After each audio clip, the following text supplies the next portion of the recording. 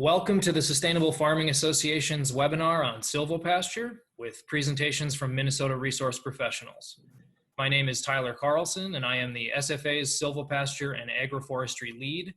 I thank you for your interest in silvopasture and for tuning into this webinar. This webinar is being recorded as part of a four-part series on silvopasture and is made possible by a North Central SARE grant. The SFA is coordinating a professional development program to educate agriculture and conservation professionals on silvopasture and oak savanna restoration. Technical assistance is provided by the University of Minnesota Extension and the Savannah Institute.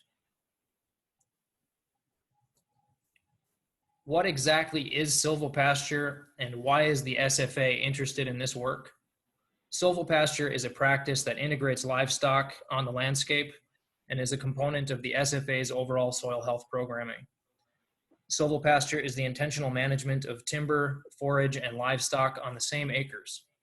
By utilizing managed grazing, 21st century fence and water infrastructure, and sound timber management, we can improve profit and ecological function on the 660,000 plus acres of grazed woodlands in Minnesota. Today we have three presentations from Minnesota resource professionals with some experience in silvopasture. We have Jeff Duchene, the NRCS Regional Grazing Specialist of Central Minnesota, Celie Borndal, the NRCS State Forester, and Brad Jordahl Redlin, Minnesota Ag Water Quality Certification Program Manager. Today we'll learn a bit about NRCS programming and Minnesota Ag Water Quality Certification Program offerings, as well as some grazing system infrastructure and management considerations for silvopasture. And with that, I'll turn it over to our first presenter, Jeff Duchene. Thanks, Tyler. As Tyler stated, I'm a grazing specialist with NRCS, and I've been with them as a grazing specialist for 11 years, and a little over 11 years, and I cover about all of Northwest Minnesota and into central Minnesota. And so really today I'm going to talk about just the first part of my presentation will just be general grazing management principles, and I'll follow that up with some specifics on managing wooded pasture and silvopasture situations. So to start with, there's some basic grazing management principles that really apply to any situation, whether it's open pasture or in a silvopasture situation.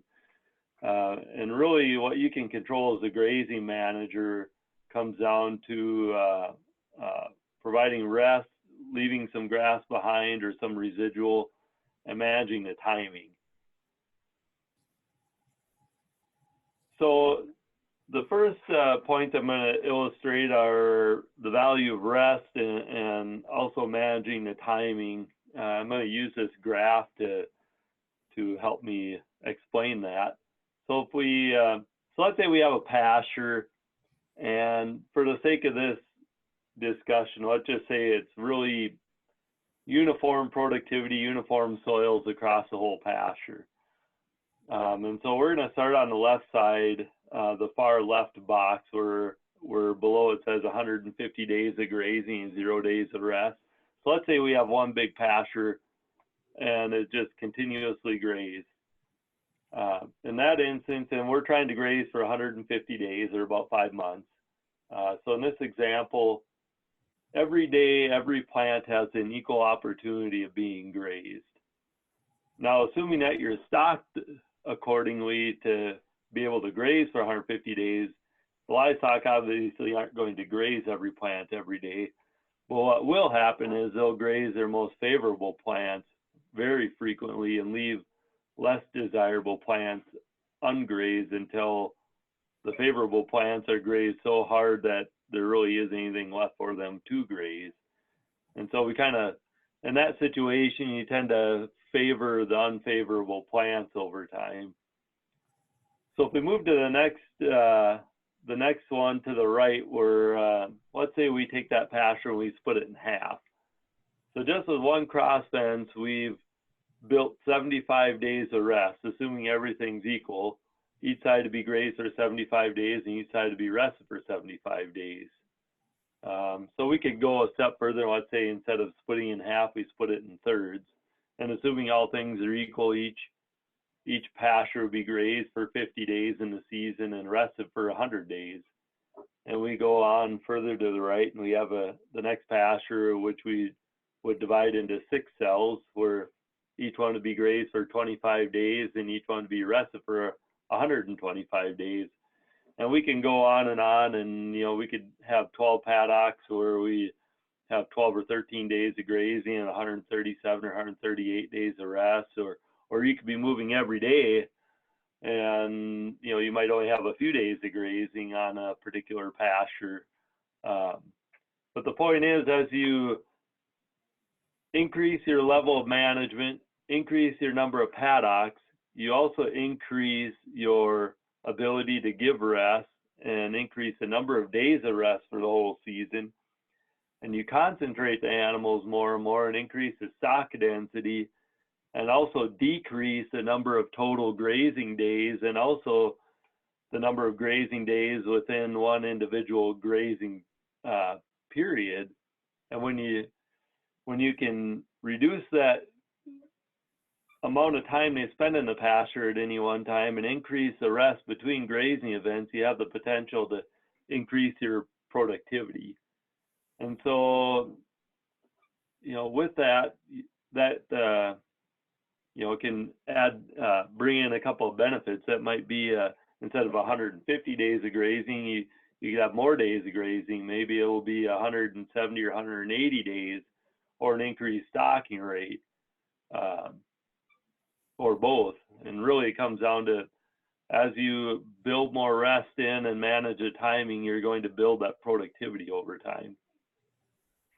But that's only part of the picture. The other part of the picture is managing the plants themselves. Because you can build rest and manage the timing, but if you overgraze the pastures, you're still not going to build productivity. So if you want to build productivity, you have to leave more grass behind. And, in this slide, if we look at the plant on the far right that's overgrazed, look at the root system below that plant. And we only ever look at the above ground part of the plant, but there's a whole root system underneath, and the plant needs both the leaves to catch sunlight and the roots to bring up moisture and nutrients to be productive. And so it's almost like a mirror image. If you're short above ground, you're not going to have a lot of root development below ground. So the plant on the far right would be a typical overgrazed pasture scenario. Now, if you look at the second plant from the right, that's more of a typical scenario of a plant that maybe you are trying to do some management, but you leave them in a pasture just a little too long. They take a few too many bites. You can see we have a little bit more leaf above ground, but we still don't have a lot of root development below ground. Whereas when we move further to the left in that kind of that second plant from the left, that's more of a well-managed pasture where, depending upon what your grazing strategy is, it might be a take half, leave half on a more mature forage, or on vegetative forage, you're leaving, maybe 4 to 6 inches of stubble height or more. You're leaving a lot of leaves there to catch sunlight, and with that, and giving adequate rest, and with that, you're building more root below ground. And that plant on the left would be an ungrazed scenario, or maybe the plant at the end of a rest period. So the residual, in combination with providing rest and managing the timing, can really build plant productivity. So to show that in kind of a real pasture setting, so if you look at the picture in the upper left-hand corner, we see what I would consider to be a kind of a typical overgrazed pasture scenario where the only thing ungrazed are the weeds and maybe by a dung pat or something. So when we look across that pasture, it looks fairly green. But when you look down, this is the key. You always got to look down at a pasture. When we look down in an overgrazed pasture, a lot of times they see poor plant density. So when you look at that pasture in the lower left, we see some bare ground and we see a lot of non-living plant cover, and we probably only have 45 or 50% canopy cover of green leaves. And in our environment in Minnesota and with most of our soils, we should be achieving near 100% canopy coverage with green leaves. And so if we see a lot of bare ground or bare spots in a pasture, that's lost productivity. So the pasture in the lower left has a lot of improvement from a productivity standpoint. Now, if you look at the root system picture on the right, you know, we're really heavily overgrazed. We have a root system like the plant on the far right in this scenario. So we have really limited productive capability. So ultimately, you want to take those pastures from the left and turn them into a pasture like we see in the lower right-hand corner. So in that particular pasture, that photo was taken early July, and that's the first time those animals have been in that pasture. So that forage is like 3 feet tall. So we're kind of at the total opposite end of the spectrum from the photos we see on the left side of the screen. And with that, we see that in the root system as well. We're going to have roots that go deeper into the soil profile, and we're going to have a lot more roots. So we have a lot more ability to uptake soil moisture and nutrients. So our root systems are like the roots on the left side of the plant picture in the upper right corner. So to further illustrate the resource capture aspect of it, this slide shows a rainfall simulator. Many of you probably have seen this demonstration.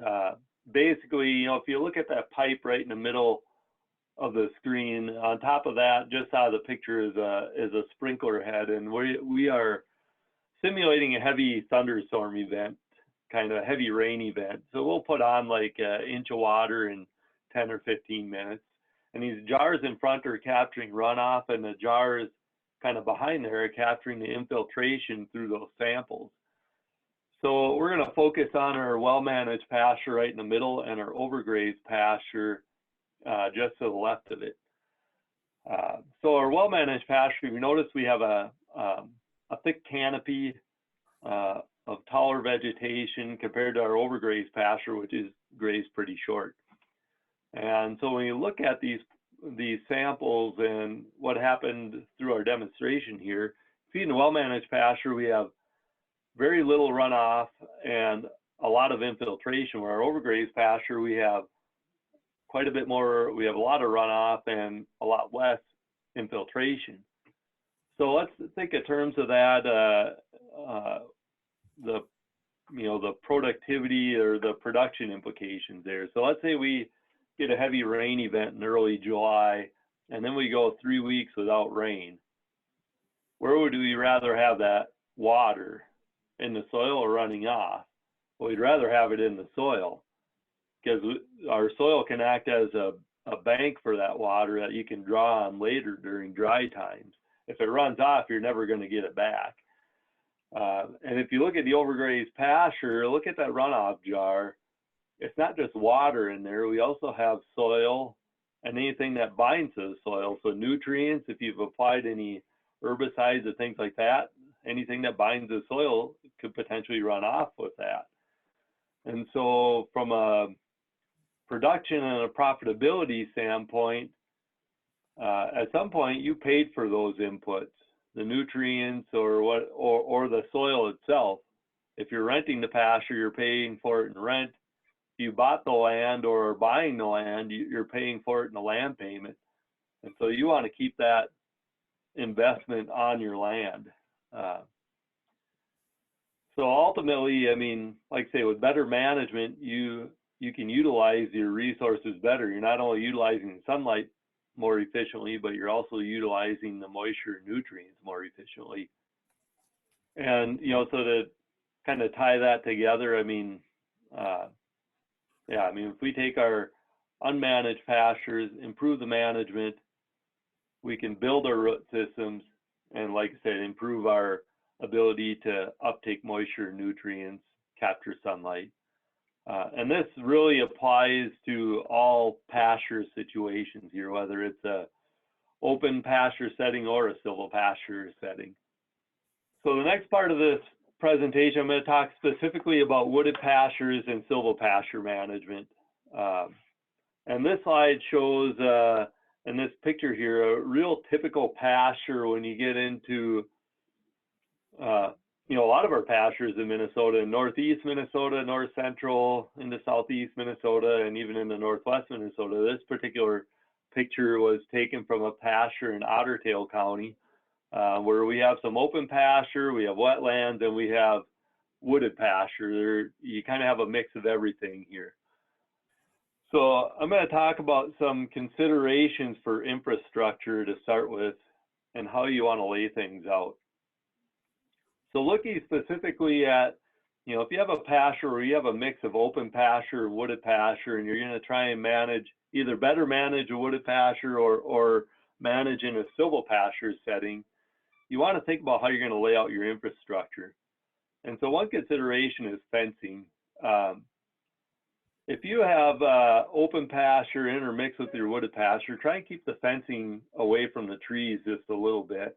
I mean, in this picture, we have a couple of small fruit-bearing trees next to the fence, but our bigger trees are, you know, we've set away and put the fence more out in the open. What that'll do is keep the, reduce your chance of having tree limbs and things fall on the fence. And in this case, we have a 2-wire high tensile electric fence. So if a branch falls on it, you're going to have a dead short in that fence. And you want to keep power running through the fence. So think about that when you're laying out fencing, and put your fences in a path of least resistance. And if you are cutting through heavily wooded areas of a pasture and developing silvopasture, try and clear a lane to put the fence. To me, I think you'd want at least wide enough to drive a 4-wheeler, or preferably even a pickup or a tractor along both sides of the fence. For one, that'll make it easier for you to maintain the fence if you can get along both sides of it, but also keep, you know, keep branches and things, minimize the amount of branches and woody debris that fall on the fence. And so one consideration you might make is, if you're establishing silvopasture and you're hiring a logger to come in and thin out an existing wooded pasture to create a silvopasture setting, maybe you want to have them clear out your fence lines. And, you know, to me, if you're going to do that, it'd be nice to maybe clear out a spot that was 25 to 50 feet wide where your fence is going to go. I think 25 would be kind of a minimum so that you could get along both sides. I mean, you could possibly go a little narrower, but just something to think about. The next thing you want to consider is your water placement. First of all, it's critical to have a water supply in every pasture if you truly want to manage things well. And I prefer a freshwater supply whenever possible, because you can control the water quality there. And so if you have a good water supply with good quality water, that's key for livestock production, or really for all life. You know, water is the most critical nutrient. And so placing water is also pretty critical, because you have to think about what attracts livestock. Well, in a wooded pasture setting, they're going to be attracted to the shade. It's kind of whether they need it or not, they're going to utilize the shaded areas. And they're also going to utilize areas like water and also salt mineral placement and that type of thing. My recommendation is to keep your water and salt and mineral placement out in the open, because they're already going to be attracted to the shade anyway. So if you put water right in a heavily wooded area or in a silvopasture area, you're going to be attracting livestock activity where they're already attracted to, where you might want to consider attracting them to some open areas. And to illustrate that, I'm going to show a diagram from some research done at the University of Missouri where they're looking at different grazing systems and the manure distribution. And so they compared a 3, a 12, and a 24 paddock rotation. And the top one is from the 3 pasture rotation. And the darker colors means basically you have more manure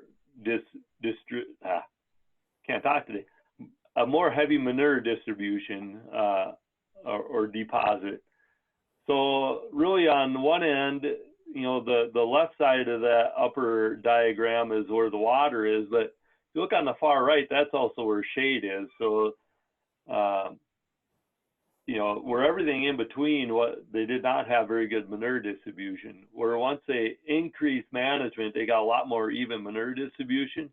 So that's another plus of improving your grazing management. But also with that, you know, you can see on the left-hand side where the water is, you have a fair bit of manure distributed there. So your open pasture, you know, if you think about it, your trees are going to deposit nutrients from the leaf drop, assuming you have deciduous trees, where your open pasture, you know, you really need to rely on the animals, or if you're fertilizing, you can rely on that too, but you can rely on the animals to deposit a lot of nutrients back on the land. So thinking about where your water placement is can really help manure distribution and fertility management on the pasture. So next couple of slides, I'm going to talk about establishing new silvopasture, whether you are maybe renovating an open pasture, or in this setting, you're converting cropland into a silvopasture setting. So the one thing you want to think about are forages and what you're going to plant. So if you're going to renovate an existing stand or maybe seed new pasture underneath and plant trees to establish a silvopasture, here's a few forages that are maybe more shade tolerant than others. So tall fescue, meadow fescue, smooth brome, orchard grass, and timothy can maybe handle a little more shade than some other grasses. And legumes, red clover and white clover, they can maybe handle a little bit more shade than some of our other legumes. So that might be something to consider, identifying, you know, what forages will fit on your soils in your farm, but then maybe tailoring the mix to favor these species more. And of course, the one thing to think about there, if you're starting from scratch, is that it may be several years before canopy coverage really affects you. So you could decide to come in and maybe renovate a pasture later. I mean, these are those same trees several years, you know, a few years later, where you can see they're definitely growing, but we aren't getting a lot of shade competition yet. So here I'm just going to talk about kind of a management situation, how you might lay some things out here. So in this slide, we have an open pasture down the middle, and on the left and on the right, we have, you know, basically wooded pasture. So if I were going to manage this, what I would do is I would put a fence on each side of this opening and manage my wooded areas separate from my open areas. That way you have the control of turning the animals into those wooded areas when you want them in there. And so if we were just going to manage the wooded areas on the left and right side of this picture as wooded areas and not as silvopasture, you might graze those as large paddocks. If you're going to thin those areas and manage them as silvopasture, you might start subdividing into paddocks. And this open area I would subdivide into paddocks either way. And the number of pastures you have, it kind of depends on how often you want to move animals and how intensive you want to be with your management. And referring to the wooded pasture and how much infrastructure or how much management you want to stick into those areas really depends on your canopy coverage. So one thing to think about is when you get over 50% canopy coverage, your grass production drops dramatically. You know, grass is developed mostly in an open, you know, a high sunlight environment, so they need sunlight.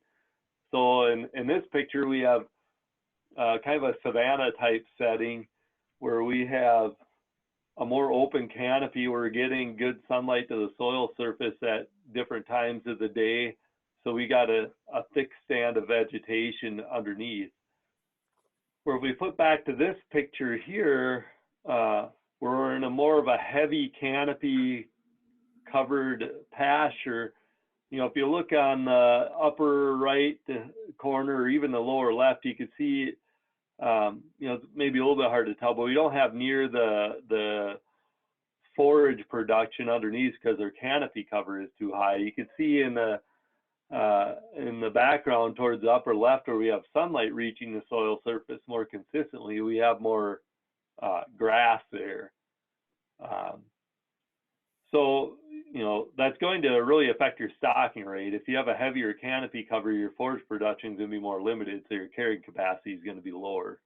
And so it's hard to give a number to it. Every site's going to be a little bit different, but just keep that in mind.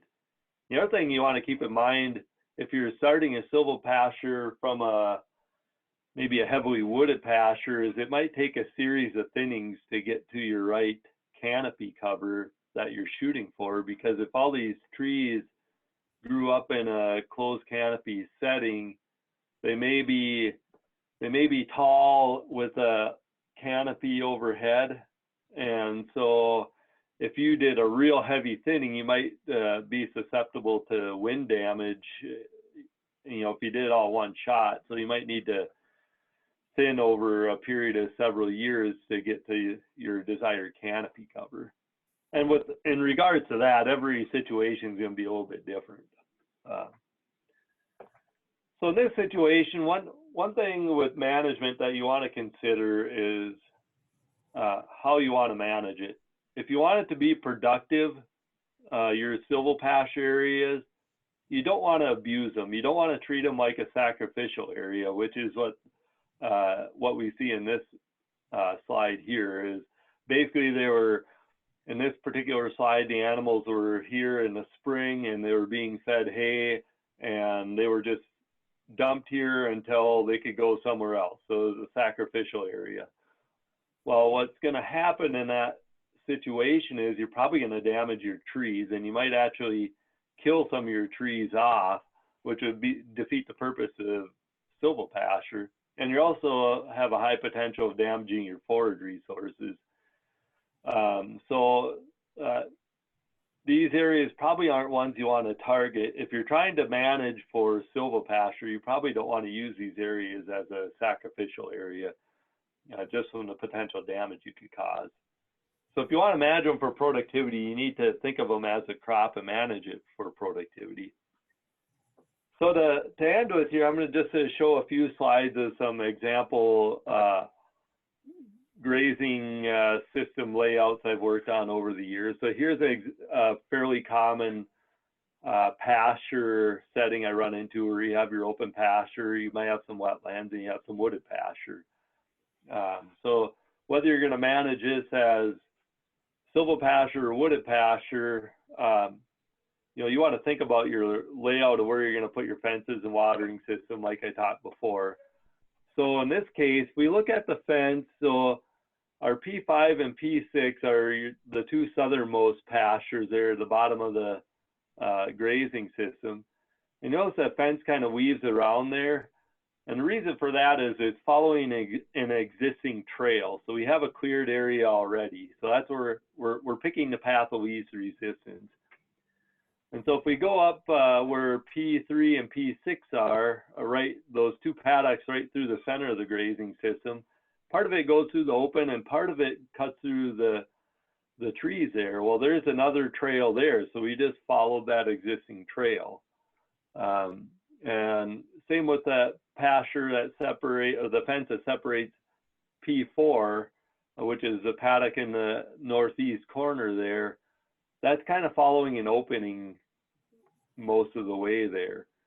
And you can see some of the other fences do cut through some wooded areas. So in this case, we tried to pick some narrow areas so we would minimize the amount of you know, trees you'd have to clear out, and also just minimize the potential for trees landing on the fence.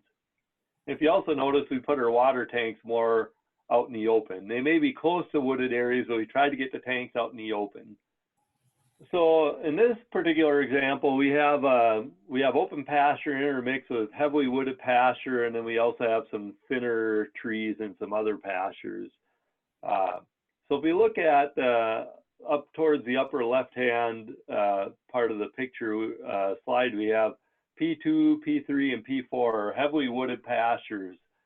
You can see we divide that into 3 cells, or used to be managed as one large area, and we do have some openings intermixed within those areas, but I tend to want to manage my wooded pastures or my silvopasture areas separately from my open pastures. That way you can control when the animals graze those areas. Where if you try to manage those areas with open pasture, the animals have the control at that point. Now I can control the timing of when I want the animals in those areas. And you notice in this particular plan as well, we have some pastures where we do have kind of thinner tree canopy cover in some areas where you may already have some areas that have a canopy cover similar to a silvopasture setting, where if your main goal is just forage production and to provide some shade, you may not have a lot of work to do to establish some silvopasture. So here's an example of a plan I worked on where the producer had some really heavily wooded pasture, and he was planning to turn this into more of a silvopasture setting. So here's a prime example of where he's gonna have a logger come in and log out the trees. You notice in P4 through P9, it's really heavily wooded with some small openings in there. So when he comes to have the logger thin this pasture out, I would have that logger thin out the fence lines and also thin out a little bigger area around the water tanks, because you want a good sod by the water tanks, because it's going to be a more heavily used area. Or if your forage stand is fairly thin in that area, it's going to be damaged a lot more quickly than if you have a good sod built up there. So if you're having a logger come in, like I say, there's a good example of a situation where you'd want to, maybe have them clear out the fence lines and clear out a little bigger area where you want your water development. Yeah, so with that, that's about what I have for you today on silvopasture. Excellent. I don't know if you have any questions or anything. Yeah, thanks, Jeff. We will we'll have some questions at the end of the presentations. Sounds good. Okay. Next up is Celie Borndal, NRCS State Forester. Hello, everybody, and thank you, Tyler, for the introduction, and thank you, Jeff, for all the technical background. Again, my name is Celie Borndal. I'm the State Forester for the Natural Resources Conservation Service located in St. Paul and covering the entire state of Minnesota. My background is in forest management. As you can see, it's good to have folks like Jeff and other grazing specialists help out when we work on things like silvopasture, because it really is a combination of forestry and grazing. And I worked primarily with private landowners my entire career, and I came to NRCS about 6 years ago, and I worked primarily on conservation planning in northern Wisconsin. So I was implementing small grazing plans, as well as doing some large forest management regeneration projects and some pretty unique specialty agricultural projects, including cranberry work, and then working with some of our Indian tribes on very specific wildlife habitat projects. And then being that the tribal forest land is managed a little bit differently, we had some unique species composition that we could work with. So I take that experience and bring it here to Minnesota as a technical lead for NRCS for all things forestry. And that includes things like updating technical documents and practice standards, technical notes, as well as some fact sheets and other documents that our planners in Minnesota need. I assist our program staff while they put together guidance on implementing some conservation programs that I'll talk about later in the presentation. And then as well, I assist in setting up and managing and modifying some agreements that NRCS has with other agencies to increase our forestry capacity. And then lastly, working with partners to increase overall capacity like SFA and accomplish our compatible goals within Minnesota. This is the Silvopasture Conservation Practice Standard. I put some introductory information about it in there. The practice standard is number 381, and it is a document that defines what it takes to implement this specific practice. And the practice can be implemented in any program or non-program. So these guides, these practice standards can be used for state agencies, nonprofits, other governmental units, anybody really who needs to get some sort of base information on how to implement any of our mini practices. So here you can see the definition of silvopasture is the establishment and or management of desired trees and forage on the same unit. And it's important to note that this practice is for establishing silvopasture rather than like a grazing management system. And the term management that's put in the definition there is really referring to the management of forage and trees. So for an example, you know, you're going to be managing the trees based on the density to lower that crown cover and let in some sunlight, as Jeff mentioned, to increase the forage for the livestock. So it's really managing sunlight getting to the forest floor. And then all practices with NRCS have a lifespan. This practice, silvopasture, has a 15-year lifespan. And really some of our more management practices are 1-year lifespan, so that we can help with implementing management on certain land use types, and prescribed grazing and prescribed burning are good examples of those types of practices. So the next portion on this slide is the purpose statements. There are multiple purpose statements that you can have, or purpose items you can have to implement silvopasture, but I think the top ones that are used include forage, providing forage, shade, and shelter for livestock, improving productivity and health of the trees, shrubs, and forages, and as well as enhancing wildlife habitat or improving soil quality. So those are probably the main ones, but obviously any of these could be included for the reason for implementing silvopasture on the landscape. And then the last part is where the practice can be applied. It can be applied on any area that's suitable for forages, trees, and livestock. So although this is a kind of a inferred statement, some other practices, it's important to have this where statement.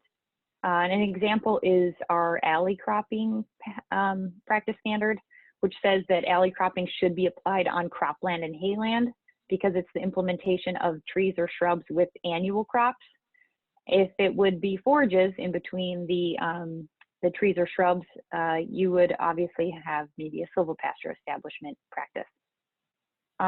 All the standards we have within NRCS include a definition, a purpose statement, where the general criteria, the purpose for the specific criteria, considerations, plans and specifications, as well as operation and maintenance and references. So in order to implement silvopasture, we create implementation requirement sheets. We have these for all practices for NRCS, and it's a really nice way to have a similar format for planning on any type of practice. First, we'd start out with the purpose and producer goals. The purpose statements are going to come directly from the practice standard that I just went over. And then obviously the producer goals should align with the purpose statements, but generally expand on them and kind of get to the baseline of why this is needed on the landscape. For silvopasture, then we move into the establishment methods, which is going to be planting trees into a pasture or cropland situation, or thinning the forest land so that it can be converted to silvopasture, and potentially seeding the forest land into a forage situation so that you have enough forage underneath the trees. The methods generally fit into another practice. So there is an option on this implementation requirement sheet to add additional sheets. And some of those examples are like tree and shrub establishment, which would be establishing those trees, forage and biomass planting, or doing a forest stand improvement to thin the forest before increasing that forage. For every practice, we're going to want planners to consider the potential mitigation requirements for silvopasture. And an example could be fire, wildfire risk, and pests. As you can imagine, any products that are removed from a forest land could potentially be a wildfire risk by leaving slash and tops out in the woodlands. So if wildfire risk is a concern on that landscape, we're going to have to put mitigation methods in there, like piling and burning, or chipping all of the debris and spreading it across the forest floor. In addition, we do a lot of work in areas that oak is the primary tree species. So we want to avoid cutting any trees, including oak, during active oak wilt season, which is April through June. Also, March through about July and October are lower risk, but still potential risks for spreading oak wilt. Really the safe times are November through February, and those types of things you'd want to put in the mitigation portion of the implementation requirement sheet. And as I mentioned before, the practice lifespan is 15 years, so it's important to then put additional operation and maintenance items in there. And those could include things like inspections, as well as making sure that for tree and shrub establishment that you lower the competing vegetation or manage that competing vegetation on the trees. And then if additional nutrients or watering is required to maintain those trees, that should be mentioned in the operation and maintenance section. I also put a portion in here about additional practices, but I'm going to talk about them on the next slide. So go ahead. So our main and probably most popular program is our Environmental Quality Incentives Program. We call it EQIP. And we offer financial and technical assistance to install conservation practices, including silvopasture. So as I talked about before, silvopasture is an option is to convert cropland or current pasture into a silvopasture, or else we can also thin the forest land, open the canopy, and invigorate current forage, or seed additional forage into the forest land. Some of the additional practices that could go along with this would be prescribed grazing, fence, livestock pipeline, watering facilities, forage and biomass plantings if those aren't included in the silvopasture establishment. And additional training is coming to all our staff and other planners. As you can imagine, with everything that's going on right now with social distancing, we might need to postpone it till later in the fall, but we're working out a potential for a future webinar and then maybe field days. The Conservation Stewardship Program is our other main program. It is shortened and called CSP. It's a reward program where conservation payments are given to participants every year for 5 years. And those payments include dollars for the current level of conservation. And we determine that through an initial assessment. And then points are assigned, which are converted into dollars. And then an additional payment for conservation practices or enhancements that are implemented through the program are given to landowners when they do those types of projects. Here's an example of the one silvopasture enhancement we are currently offering, which is to improve wildlife habitat. And enhancements are supposed to go above and beyond the practice standard that I discussed previously. So this is establishing trees, shrubs, or forages that will be specifically for enhancing habitat. So obviously it will be adequate forage and or shade for the livestock, but also great habitat.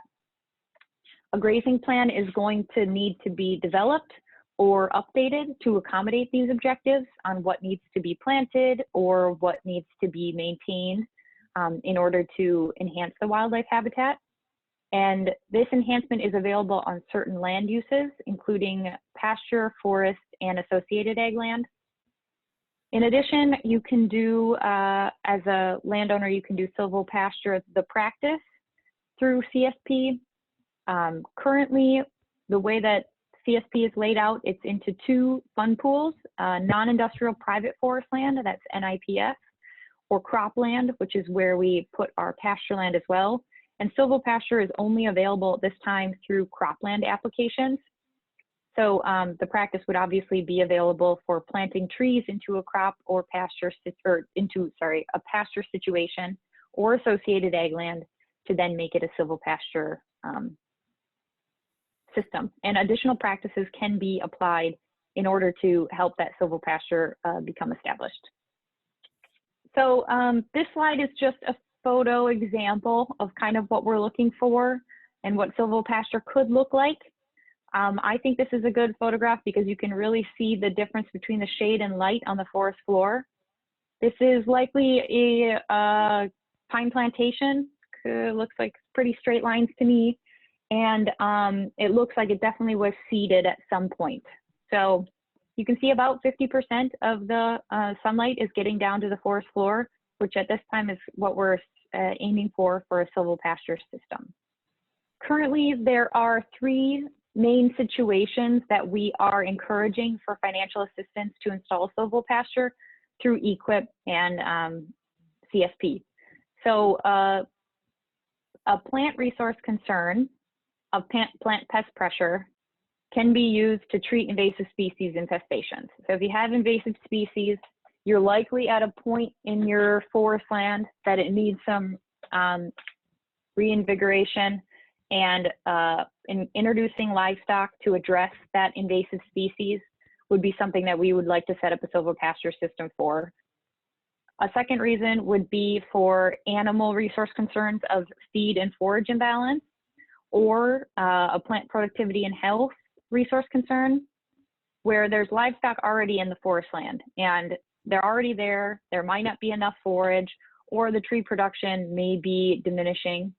Either of those things could be addressed through silvopasture, and we could have a better management system for the livestock and for the forest land. So the last one being another plant resource concern, plant productivity and health, to address oak savanna restoration.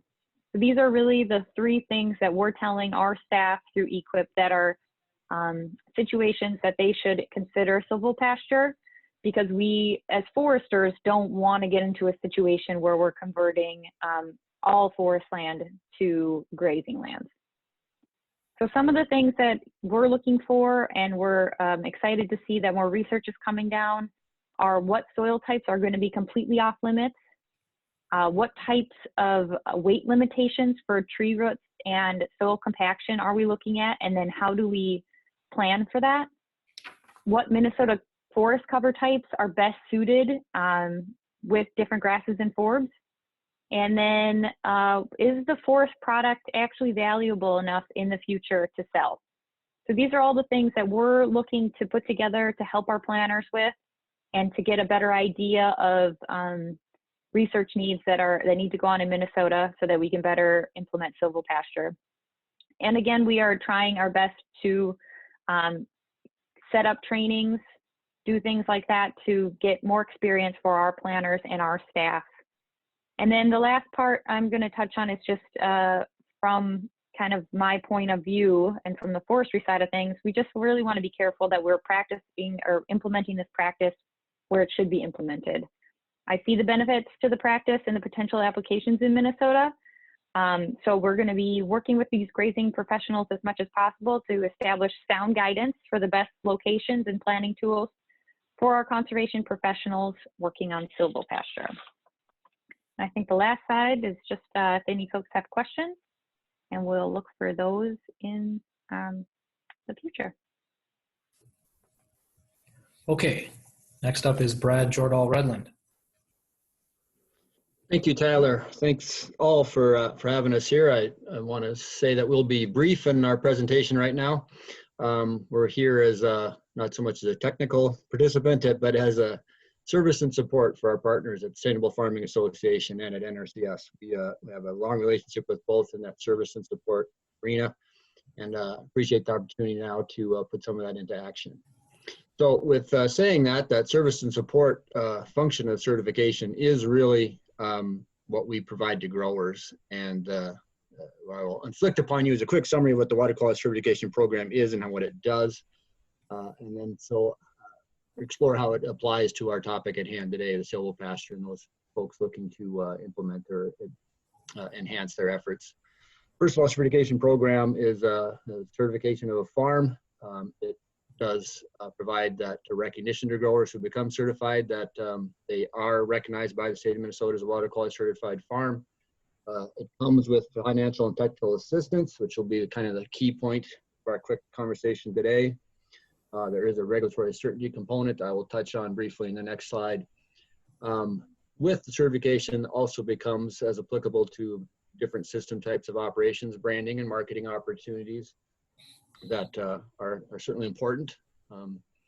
And the process itself, we've found really function as just kind of a whole farm, all parcel, all rotation, all systems, and a checkup for growers to work one-on-one with locals and local professionals in their area. The program itself is housed in the Minnesota Department of Agriculture, but it's a partnership of state agencies, including our Pollution Control Agency, the Board of Water and Soil Resources, the Department of Natural Resources, USDA at the federal level. In fact, the EPA recognizes the certification at the federal level, and private industries and participating with this, with our efforts as well. It's just really a whole farm planning process of a risk assessment, looking for where risks are posed to water quality and the best means for that work for the grower in mitigating risks if those risks are found. So I guess the details of the program is that the certification is a 10-year term that's provided. It's available either to a renter or a landlord, for that matter. A non-farming landlord can have their land certified as well. But if you're renting the land and as well as your own land, you can certify that all together as well. By statute, all data is private, including even the names of the participants of growers, but they are allowed an informed consent form to identify themselves as certified. But in terms of what's going on in an applicant's farm, a certification applicant's farms and their operation and management, all of that is private and not shared publicly. And the certainty component that I mentioned in the previous slide is that for that 10-year period of being water quality certified, there is the provision that should any new water quality laws or regulations be enacted, that a certified farm is deemed to be in compliance with those already because they've gone through a risk assessment process with us. So that's just kind of the quick overview. We can go to the next slide.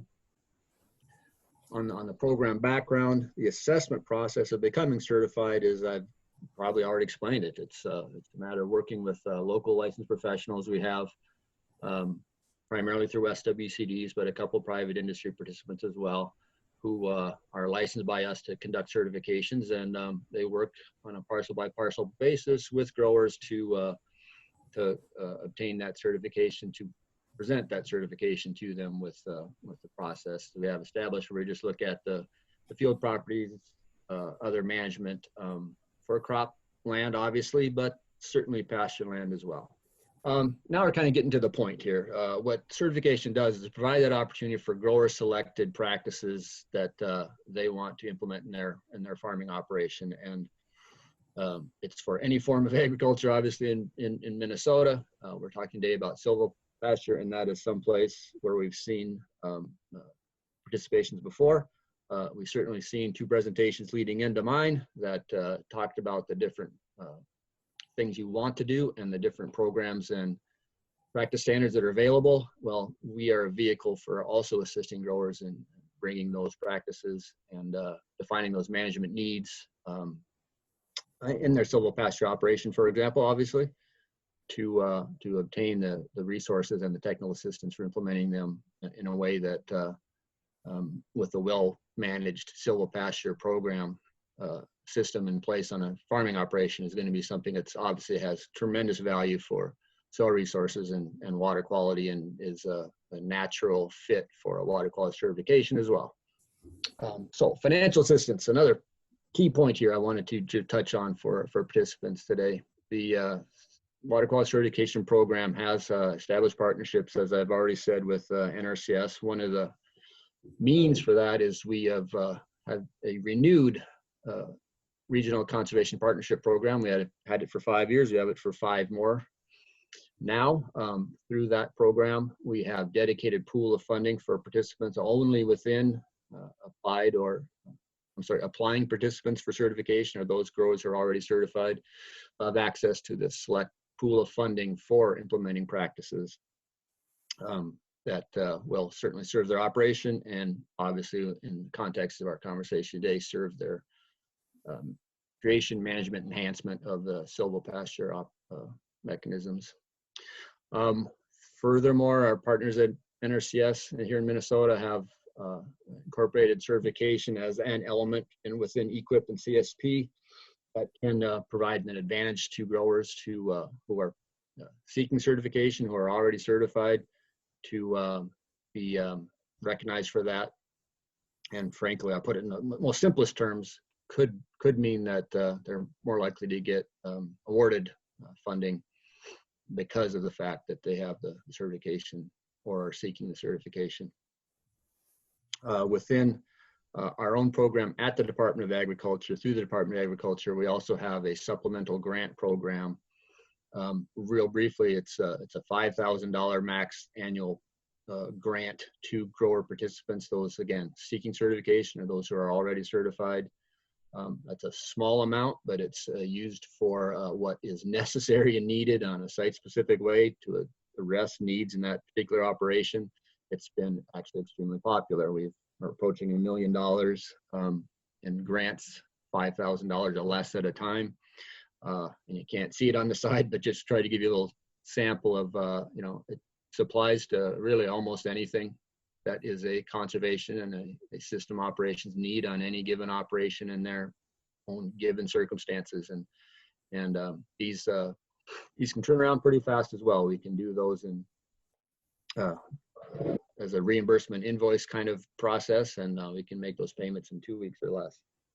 Then I want to finish off with the point that through certification, we aren't strictly a program in and of itself, although that's in our name.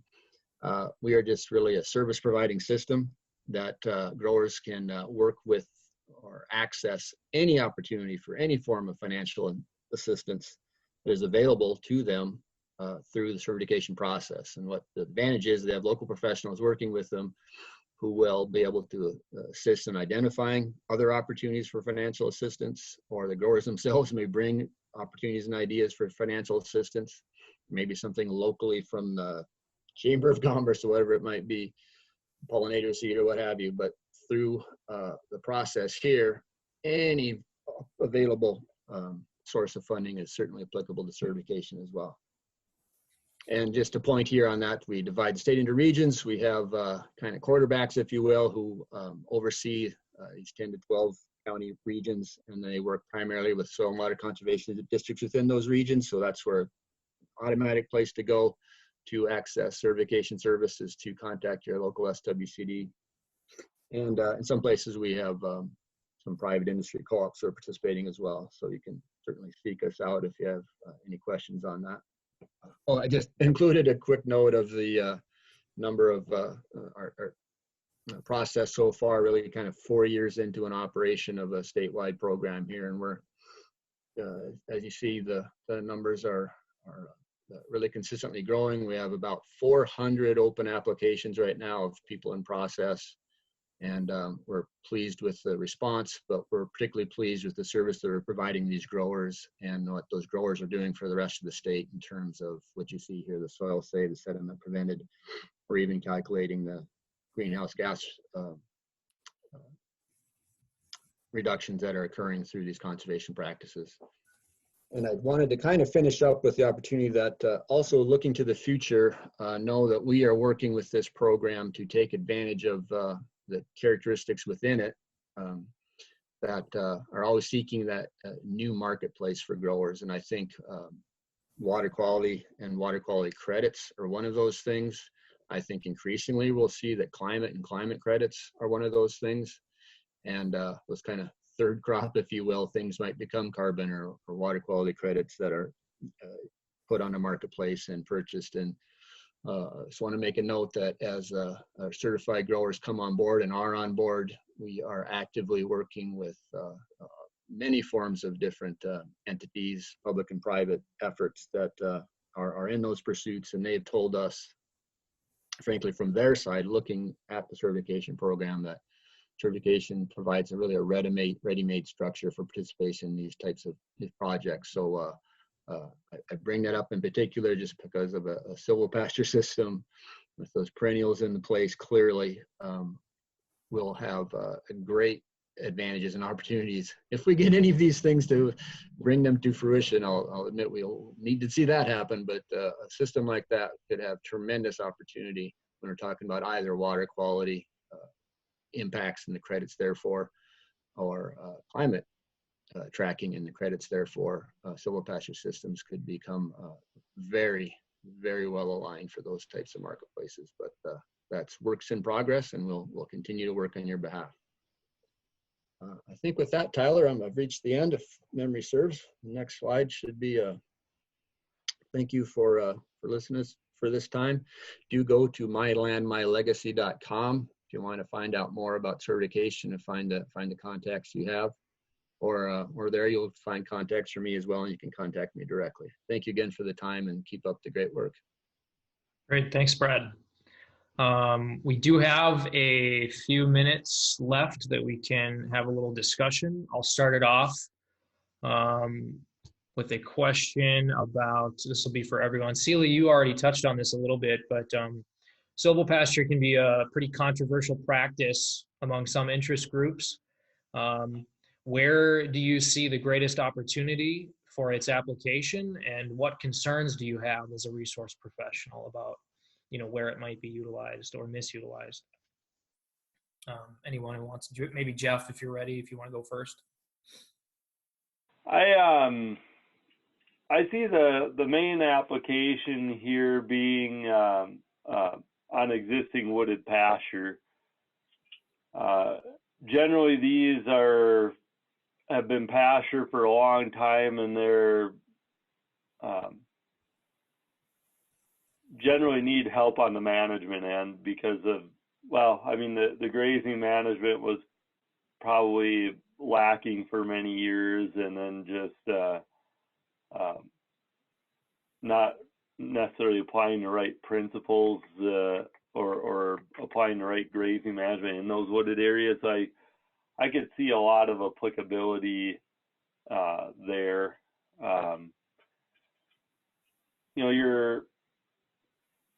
As far as some situations to kind of watch out for, I guess, would be, I think you'd want to watch out for your wetter soil conditions and the potential to compact around the roots.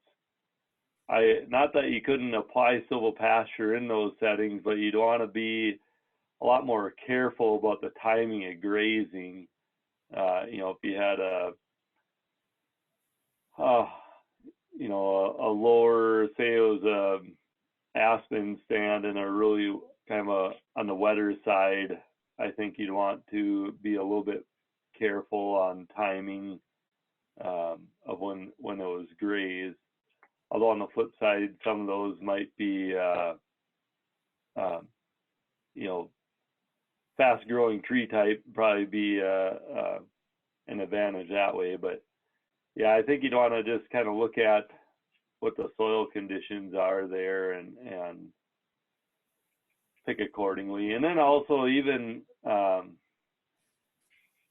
if you're on some really sandy, gravelly soils that maybe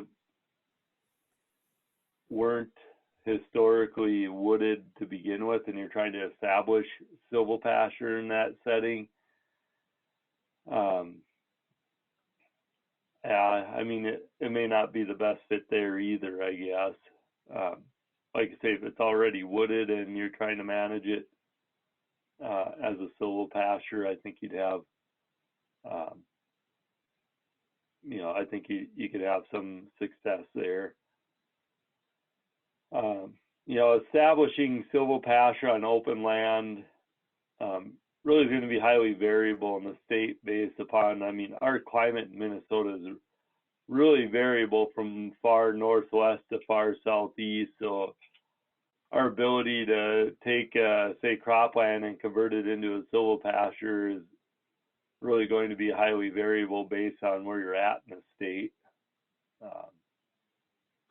you can do a lot more things with the environment in southeast Minnesota as compared to northwest Minnesota.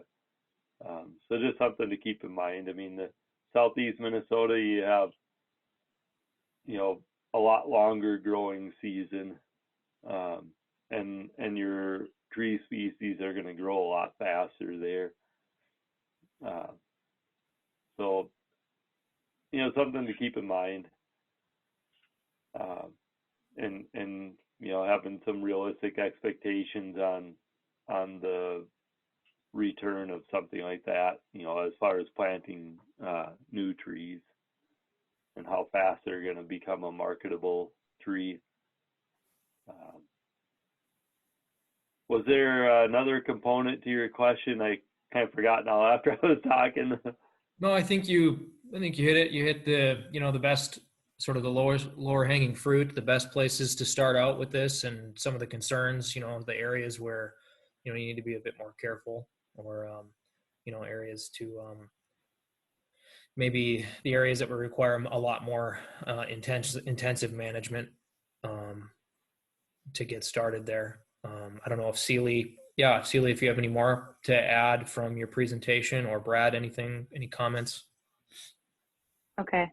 Yeah, I would say from a forestry standpoint, from a forester's standpoint, you know, we don't love seeing livestock in the woods, but there is times and places where it's appropriate. And I think considering historical grazing animals and where they used to roam is pretty important. I think, you know, as we go further north and further east, there's less opportunity to put livestock in the woods because they were never there. And although, you know, a lot of those species specifically evolved, tree species that is, evolved without that type of grazing pressure, we should keep livestock out of the woods in those locations as much as possible. But, you know, where there were bison and where there are more historical grazing species, I think it fits perfectly. I think that's where we are going to see more invasive species. I think that is where the opportunities to improve the ecological function of the site are really important. And so taking all of those into consideration, I think, is where NRCS wants to offer financial assistance and technical expertise. Great, thank you.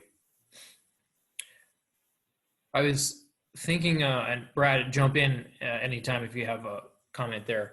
But one thing that came up for me today was thinking about how in the southeastern United States, a big push in the drive of the growth of silvopasture was really in their pine plantations. There was a period of time where, you know, those plantations were becoming quite mature and the markets had dropped out on those products that they would harvest, and silvopasture came across and came sort of to maturity there as a profitable means to keep those systems in trees. And I see something similar here happening with poplar plantations in Minnesota. At least up in my central part of the state, I see a lot of plantations. We've lost some paper mills in the state in the last like 10 years. And I see these poplar plantations being attempted to be basically converted back into corn. And it's just a major expense and it's a huge mess. And I don't see a lot of benefits in the several years that it takes to get it back to corn from what I've seen. I'm just curious if it seems like maybe there's a lost opportunity there to try to get some silvopasture with those systems. Yeah, I could see that being the case. I've noticed the same things you've seen there, where a lot of that, you know, when the market went away for those trees, a lot of them, I mean, they were fully mature trees that were getting close to being harvestable, and they just got, you know, bulldozed over and piled and burned and turned back into cropland, where, you know, I think a person could very easily do some strategic thinning in those areas and maintain some of the woody cover and start to promote more forage and understory and turn that into a silvopasture setting. or if they're going to establish a new, a new stand of aspen in that case,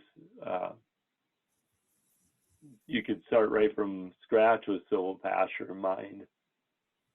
And it would, like say you brought up the southeastern states, and really it was, like say, I think it could be a way to add value over the long term instead of waiting for a one-time harvest. You can get some revenue every year from the livestock grazing activities. Right. Yeah. So it could even apply to, say, red pine plantations, something more timber. Yeah. Paper. Yeah. Yep. Excellent. Okay, I'll step back here. I think Teresa's got a couple questions. Go ahead. Thanks, Tyler, and thank you, presenters. You did a great job. This question is more advice to SFA and others. What advice do you have in terms of our reaching out to farmers and landowners to encourage silvopasture adoption? And have you seen very much silvopasture adoption in the administration of your own programs? Go ahead, Celie. Okay. So I would say that people have an interest in it. I don't think that, I think planners and NRCS staff and even SWCD, we get a little bit behind on some of the newer, more creative and innovative projects when it comes to agriculture, because we get caught in what we've always done. So I think what we really need to do, and what SFA needs to do, which they're already, that we're already trying to do, is push the training as much as possible. I think it, in my opinion, has to do with planners being comfortable planning these types of practices. Then they will talk to their landowners about it. They are already meeting with producers all the time.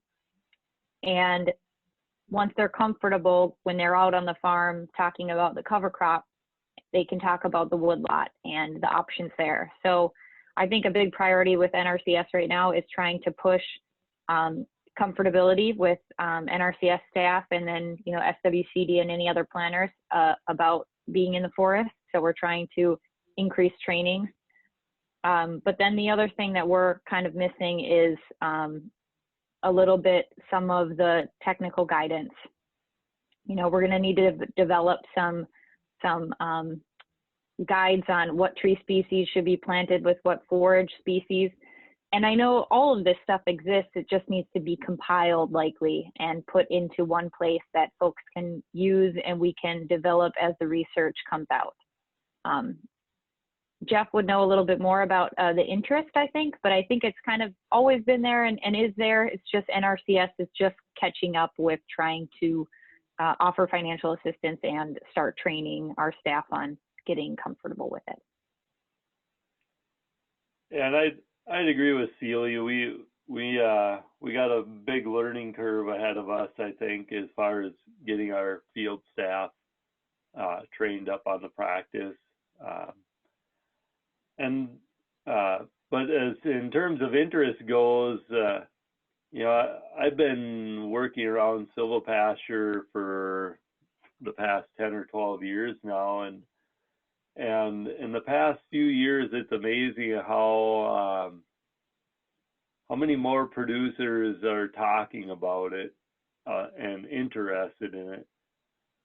And where 10 years ago that really wasn't the case. So I think the interest is building there, especially in the past year or two. And now it's just a matter of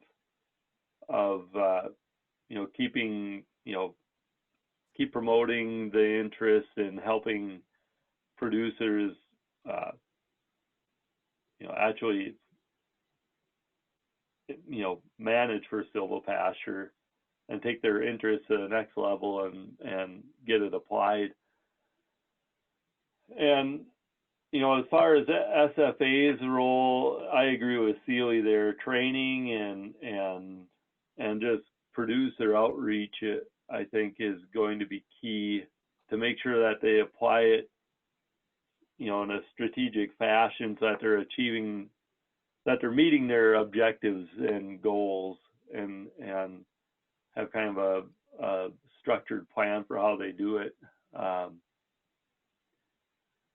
And the other thing I'd like to see, you know, a lot of livestock producers, they obviously know the cattle end of things and the marketing side of that, but I don't think there's necessarily a lot of knowledge on the timber markets and timber harvesting and just the whole forestry side of silvopasture. So I think it would be interesting to have some sessions on timber markets and the value of the wood products that are growing in the pasture. And I think that would really further increase the interest in silvopasture. I appreciate that. Yeah, as Brad, for my part, I guess I'd quickly respond. Really, it's kind of the same answer to this question and the two prior, for that matter, is that, well, first of all, we have seen silvopasture operations become water quality certified, or systems that are operations that have contained within it silvopasture systems, and they do seem to be popular, and it's I do believe a growing area. But I think the one thing looking just through our lens at this issue is that there's a particular advantage about just being localized, site specific, right down to the, you know, the ground you're standing on right now with this certification program, in terms of looking at what are the opportunities, what are a high risk area for this. I mean, if you're standing in a place and our conservation professional is saying, well, this would be probably a bad choice or something like that, you know, they would know that well, you're going to create more risk than you're going to mitigate through adoption potentially. Or there's just enough management to do it just the right way. Which then, I guess, hasten to the point that Celie and Jeff both made, is that, you know, there's more to be known, but the advantage through the certification program is that our local reps are tasked with that job of, they're going to go out and find that expertise on the grower's behalf. Some of it's going to be going right to SFA, some of their members, to get that expertise, or it could be wherever that expertise resides, and it certainly resides with Jeff and Celie and others like that as well. So that's the advantage, is that the grower isn't left on their own, nor necessarily is that given SWCD staff person or that given NRCS staff person left on their own. They get to work as a team in the process. Thank you. Yeah, this is Wayne. I have a potential question. As we see thinning of an existing woodlot, what is the natural succession of forages that come back in? Or do you think that it's necessary to interseed, cross seed, or destroy the existing forage and totally replant? Any thoughts on that? It's probably going to be highly site specific as far as what the history of that area has been and what prior uses were. If it's always been forest land and there's not a lot, and it's a real dense canopy and there's not a lot of herbaceous cover, you might do things different than if, let's say, it's been a more recent woodland encroachment into an area that was maybe cleared. In general, and it's going to depend on what the producer objectives and goals are. But when you release the canopy cover and get sunlight to the soil surface, you're going to promote more herbaceous vegetation. Now, if it's kind of a wooded pasture, you know, it's been kind of woodland for a long time, you're probably going to get a lot of forbs. You might even get some woodland forbs, and but you'll get some cover there, I think. To me, I guess the bottom line is that I probably wouldn't seed unless I had some really heavily disturbed areas. And if I did, I probably would just seed maybe some red clover, white clover, you know, stick to some clovers I could broadcast in, and maybe some timothy. Because chances are it's going to be tough to do, you know, if you're sitting in existing woodland, it's going to be really hard to get a drill in there and actually do any seeding. And most of your grasses, I just haven't seen a lot of luck with broadcasting a lot of grasses and getting them to establish well anyway without getting good seed to soil contact. So I would probably be more passive and see what kind of natural regeneration I get first. Other than, like I say, maybe adding some clover or timothy, and if that doesn't seem to yield the result I'm looking for, then I might, a couple of years down the road, look at doing doing more of a more involved seeding. Okay. One last plug for the future audience members. 2 items here. We have another component that's sort of adjacent to this work we're doing on silvopasture from another grant, is the Silvopasture Learning Network, in which we are building knowledge and relationships for successful silvopasture and oak savanna restoration.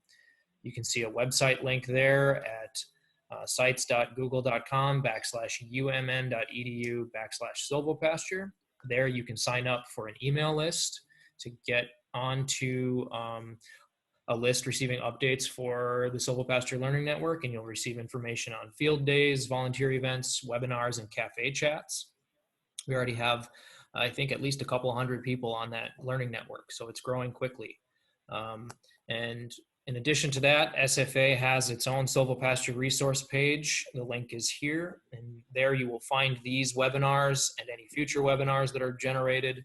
You'll find the recently created and finalized resource manual, which will serve as a directory and an introductory sort of directory for people looking for more information on silvopasture, whether you're a farmer or a forester or a resource professional. There's great information in there for you. And if you're looking to connect with people and organizations that can help you get where you need to go with silvopasture, that information is there.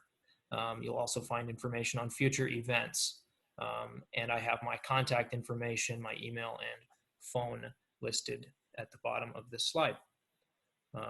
With that, I'd like to thank our 3 presenters today, Jeff Duchene, Celie Borndal, and Brad Jordahl Redlin. Thank you very much for your presentations and your commitment to silvopasture, and we look forward to connecting with you on silvopasture in the future.